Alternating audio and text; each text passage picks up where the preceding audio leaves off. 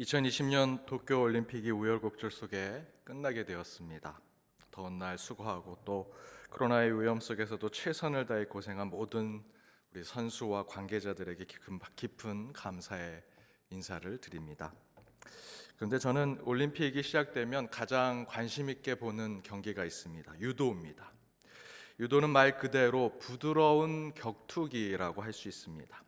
그래서 유도의 기본 정신은 유능제강이라고 합니다. 부드러운 것이 강한 것을 이긴다.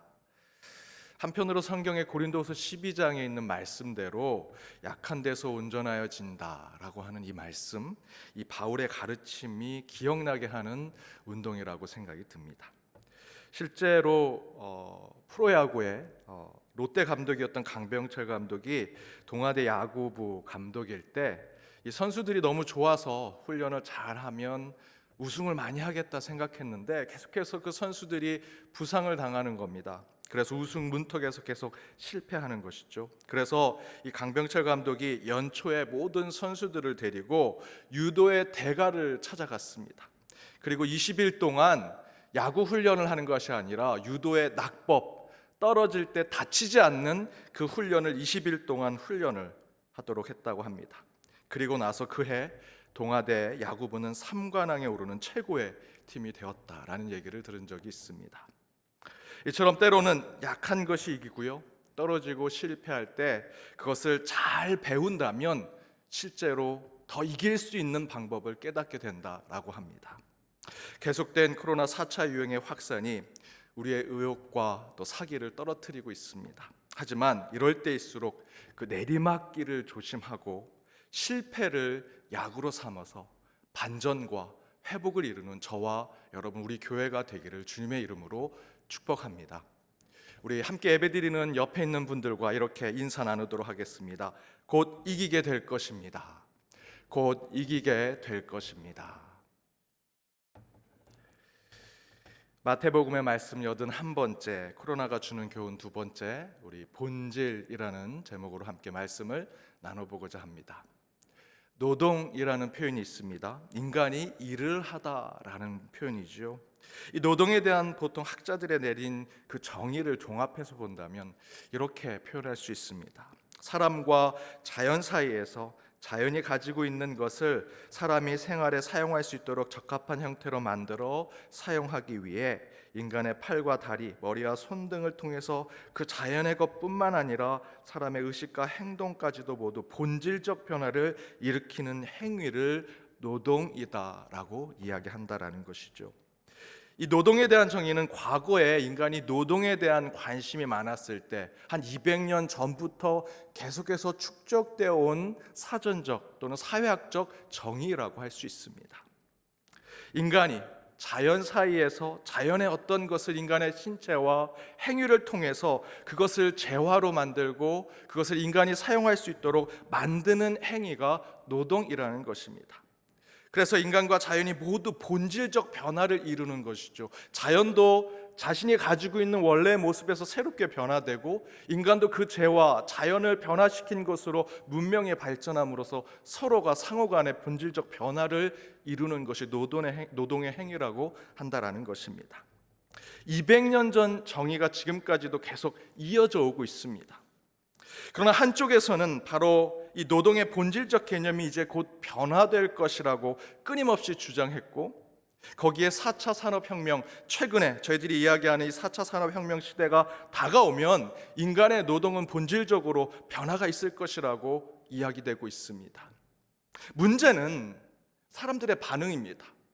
설마 그렇게 되겠느냐, 무관심하거나 시큰둥했습니다. 먼 나라 얘기라고 생각했고 SF 영화나 미래 영화에서나 나오는 것이 그 노동의 변화라고 생각했습니다. 그런데 저희는 작년부터 코로나를 겪으면서 완전히 다른 세상을 경험하게 되었고 그 가운데 인간의 노동, 인간이 일을 하는 것에 대한 정의도 완전히 변화된 것으로 저희들이 경험하게 되었습니다.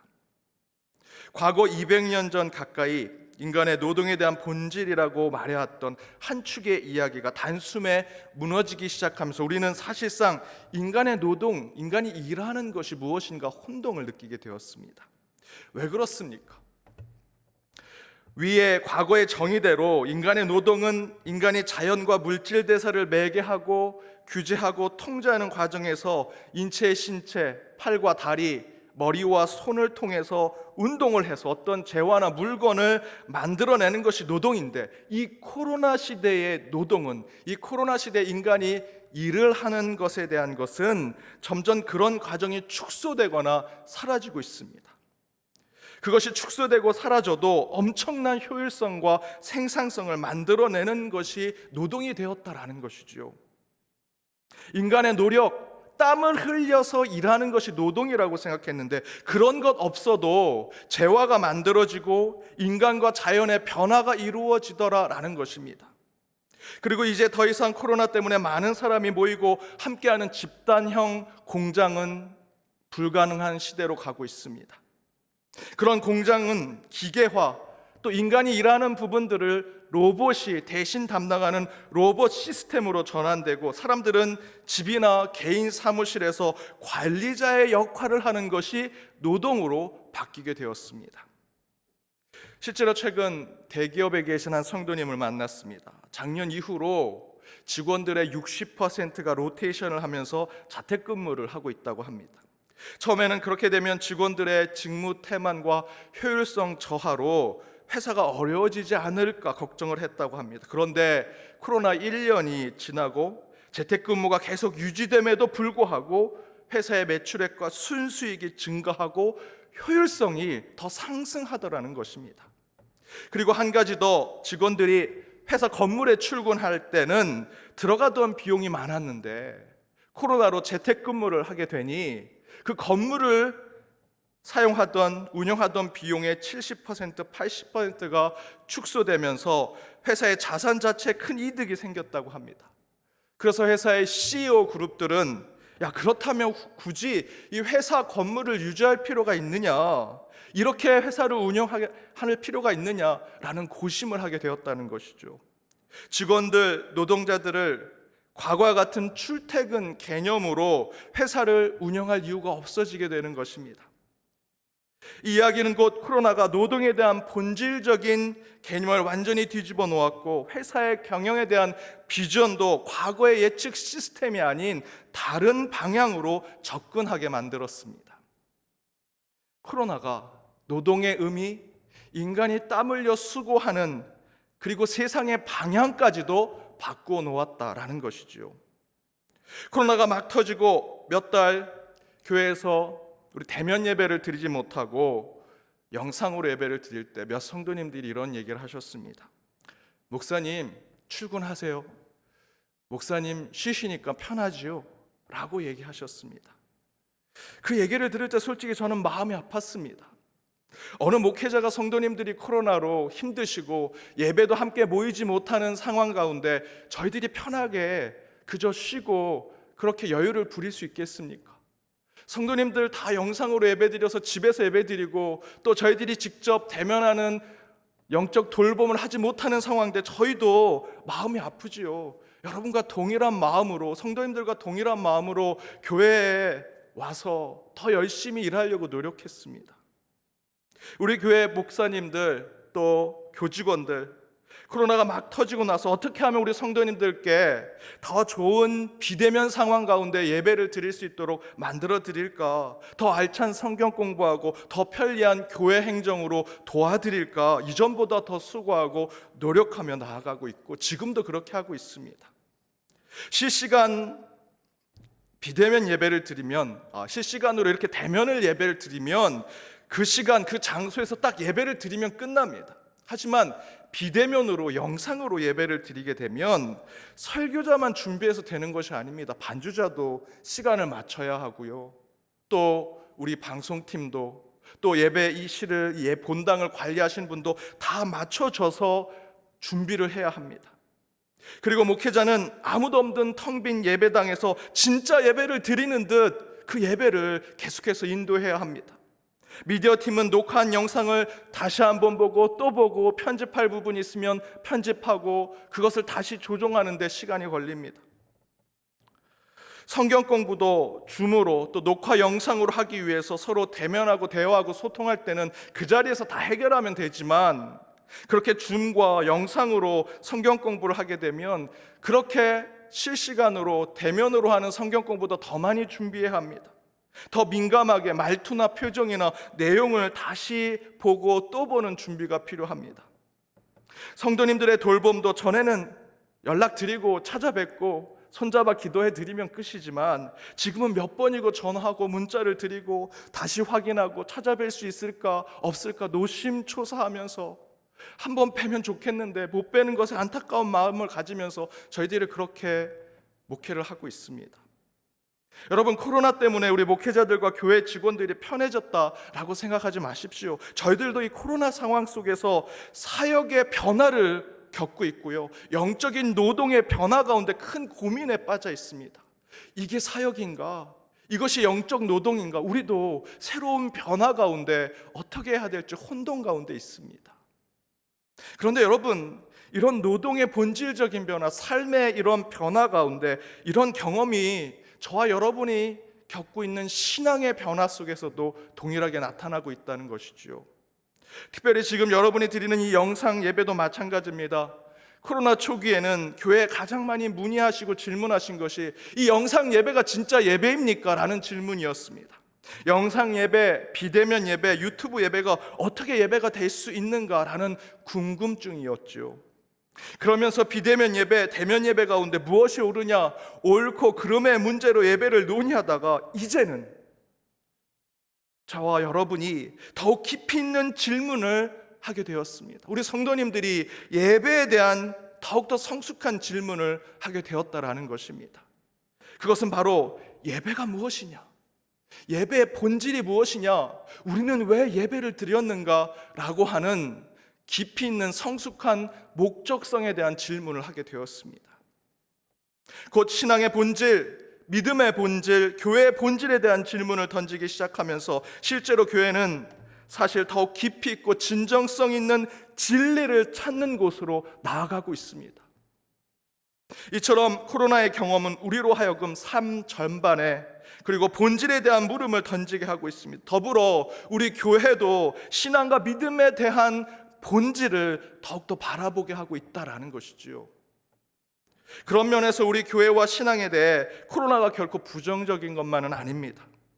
예전에도 코로나 관련 설교를 할 때 저는 줄곧 이 코로나가 교회 안에 있는 알곡과 가라지를 가르는 중요한 하나님의 사건이 될 것이라고 말씀드렸습니다. 여러분, 교회가 좀 불신을 받고 재정도 줄고 교인도 떨어져 나가고 어려움을 겪는다면 여러분 어떻습니까? 좀 그러면 어떻습니까? 그렇다고 여러분 하나님이 사라지시는 겁니까? 그렇다고 복음의 능력이 떨어집니까? 그렇다고 예수 그리스도의 보혈이 희석되는 겁니까? 아니죠. 코로나 때문에 교회를 걱정하실 때 여러분 무엇을 걱정하십니까? 교회 재정이 줄어들까? 교인이 떨어질까? 교회 운영이 어려울까? 반대로 여러분 복음의 능력이 혹시 줄어들지 않을까? 하나님의 현존하심, 하나님의 임재하심이 떨어지지 않을까? 예수 그리스도의 사랑과 은혜가 줄어들지 않을까? 여러분 그거 걱정하셨습니까? 하지만 지금 저희는 이제 본질에 대한 걱정과 근심을 하게 되었다라는 것이지요.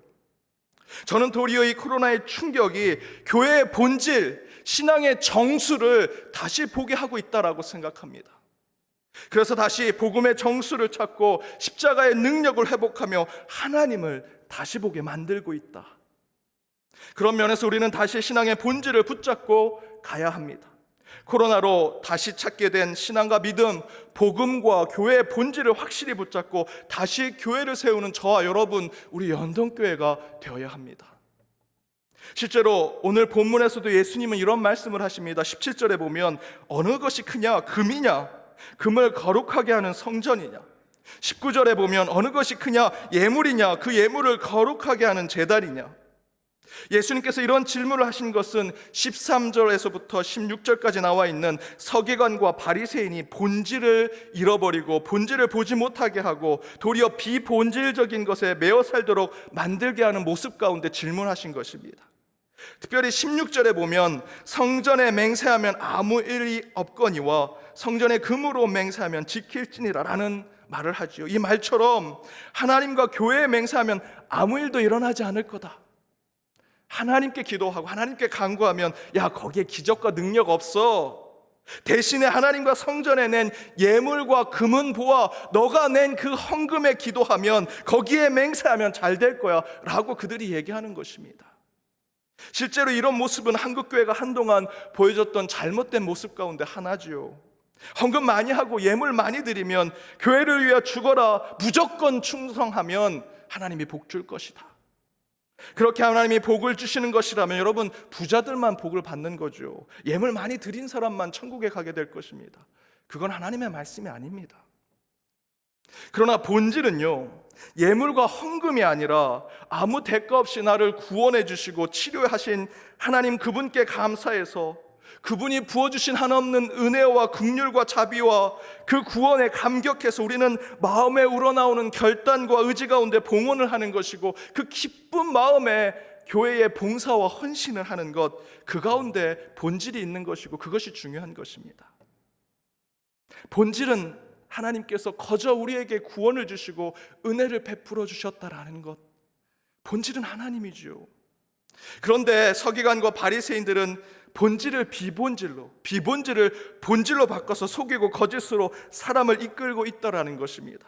그래서 13절에 보면 예수님께서 천국문을 사람 앞에 닫고 너희도 그 천국에 들어가지 아니하고 사람도 다 못 들어가게 하고 있구나라고 꾸중하고 계시는 것입니다. 바로 이 본문에서 우리는 우리의 모습, 우리 신앙의 모습, 우리 한국교회의 모습을 다시 돌아보게 합니다.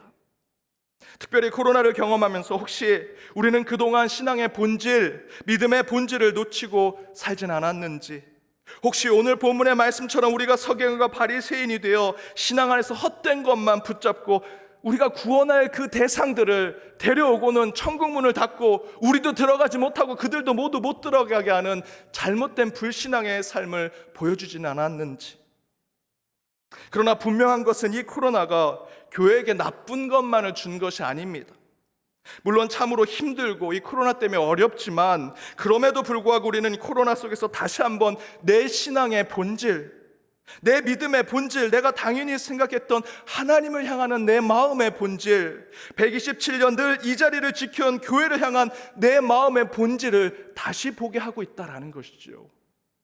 이렇게 코로나는 지금 우리에게 본질이 무엇인가, 내 신앙, 내 믿음, 하나님을 향하는 내 마음의 본질이 무엇인가를 다시 보게 하고 있습니다. 따라서 코로나 때문에 영적 본질을 찾는 것은 아프지만 성숙하게 하는 과정이다라고 생각이 듭니다. 그렇다면 코로나를 통해 깨달아 회복해야 하는 우리 신앙의 본질이 무엇일까? 이에 대해서 한국교회를 꾸지람할 수 있는 몇 안 되는 영적 지도자들 가운데 옥하는 목사님이란 분이 계십니다. 이분이 이렇게 말씀하셨습니다. 정말로 두려워할 것은 고통이 아닙니다. 그것을 물리쳐 주실 하나님을 잊어버리는 영적 무지를 두려워해야 합니다.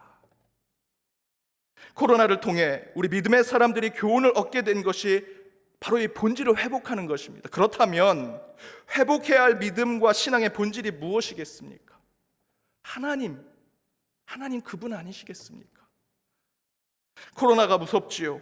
새롭게 다가오는 세상이 참으로 두렵습니다. 더 많은 변수가 있는 우리의 인생 속에 살아가는 매 순간이 우리가 불안과 걱정과 근심으로 가득할 수밖에 없습니다. 하지만 옥하는 목사님의 말씀대로 우리가 두려워하고 걱정해야 하는 것은 코로나나 우리가 적응 못할 새로운 세상, 인생의 변수들을 두려워하고 걱정하고 근심하는 것이 아니라, 그런 인생의 장벽을 이기게 해주시고 물리쳐 주실 분은 오직 하나님이라는 것을 잊고 살아가는 것, 영적 망각증 가운데 하나님, 살아계신 하나님을 잊어버리고 살아가는 것, 그것을 두려워해야 한다는 것이지요. 지금 이 시대에 우리가 회복해야 하는 본질적 우리의 신앙은 다른 것이 아닙니다. 오직 하나님이 나의 주인이시라는 것, 오직 나의 주인, 나의 하나님은 살아계십니다. 그분은 살아계십니다 라고 고백하는 것, 그것이 우리의 본질적 신앙 아니겠습니까? 이런 찬양이 있습니다. 살아계신 주, 나의 참된 소망, 걱정 근심 전혀 없네.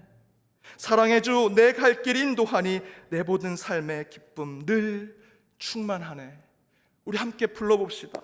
살아계신 주,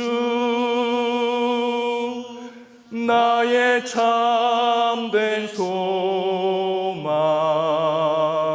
걱정 근심 전혀 없네. 사랑의 주, 내 갈 길 인도하니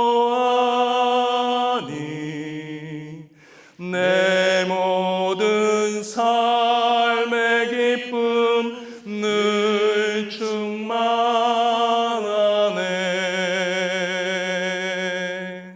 살아계신 주, 나의 참된 소망, 그분을 붙들면 우리에게 걱정, 근심이 전혀 없다라고 고백하는 것. 여러분, 코로나 시대에 기쁘고 행복할 일 거의 없죠. 웃을 일조차 없습니다. 그런데 여러분, 코로나가 종식되면 웃으시겠습니까? 백신을 맞고 치료제가 나오면 이제 코로나 걱정 안 해도 된다, 기뻐하시겠습니까? 아니죠. 고통의 문제가 해결된다고 기쁘고 행복한 것이 아닙니다. 진정한 행복, 본질적인 기쁨은 문제 해결에서 오는 것이 아니라 그 문제를 해결해 주실 분이 나의 구원자, 나의 하나님이라고 고백할 때, 그 믿음을 가지고 있을 때 우리는 진정한 기쁨을 누릴 수 있다는 것입니다. 제가 어린 시절 어린 동생과 저희 부모님이 저녁 예배를 드리러 가셔서 어린 저희 남매가 남아 있었습니다. 그런데 부모님이 떠나시고 얼마 안 돼서 폭풍우가 몰려오는 겁니다. 비가 정말 억수같이 쏟아지고 곧 종말이 올 것처럼 지붕에 빗소리가 들리는데 막 지붕이 뚫릴 것 같고 천둥이 치고 창문이 흔들리는데 너무 두려웠습니다. 하지만 제가 오빠니 제 동생을 살펴야 되는데 동생은 무서워 덜덜덜 떨면서 너무나 막 엉엉 우는데 제가 어떻게 할지 모르는 상황이 되었습니다. 저도 울고 싶은데 제가 이 동생을 돌봐야 된다는 마음으로 눈물을 꾹 참고 있었습니다. 한참을 버티는데 부모님이 돌아오셨습니다. 제 동생은 부모님을 보자마자 뛰어들면서 엉엉 웁니다. 저도 계속해서 무서워 긴장했지만 참고 또 참다가 부모님이 오시니 저도 긴장감이 풀려서 부모님을 붙들고 울었습니다. 부모님이 오시니까 마음이 편안해졌습니다. 그런데 중요한 것은 밖에는 여전히 폭풍우가 몰려서 매서운 바람이 몰아치고 창문이 덜컹거리고 지붕은 무너질 것 같은 소리가 계속 납니다. 실제로 외부에서는 저와 제 동생을 두렵게 했던 폭풍우가 멈춘 것이 아니더라는 것이죠. 여전히 밖에는 문제가 작동되고 있었습니다. 문제가 해결되지 않았습니다. 우리를 두렵게 한 문제가 여전히 밖에 있었습니다. 단 하나 바뀐 것은 우리 집에 어머니와 아버지가 오신 것밖에 없었습니다. 그런데 그 부모님이 오시니 제 안에 평안이, 제 동생에게 평안이 오게 되었습니다.